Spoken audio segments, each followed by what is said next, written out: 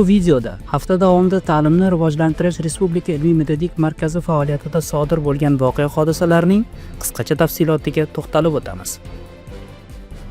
Ta'limni rivojlantirish Respublika ilmiy-metodik markazi Toshkent shahridagi Turin Politexnika universiteti hamda Fan olimpiadalari markazi hamkorligida Ibro 2025 olimpiadasining yakuniy bosqichi o'tkazildi. Mazkur bosqichda 2-9 sinf o'quvchilari matematika, fizika, informatika va axborot texnologiya fanlari bo'yicha o'zlari o'qiyotgan maktablardan video kuzatuv orqali ishtirok etdi.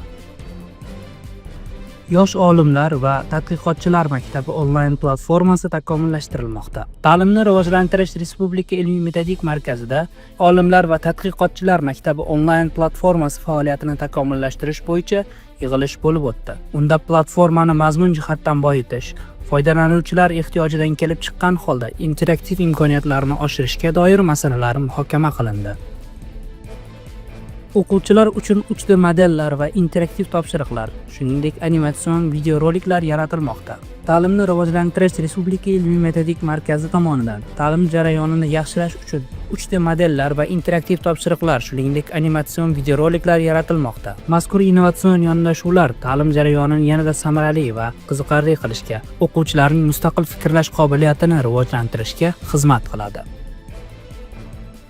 Xalqaro Nordik universiteti bilan hamkorlik memorandumi imzolandi. Ta'limni rivojlantirish Respublika ilmiy-metodik markazi hamda Xalqaro Nordik universiteti o'rtasida hamkorlik memorandumi imzolandi.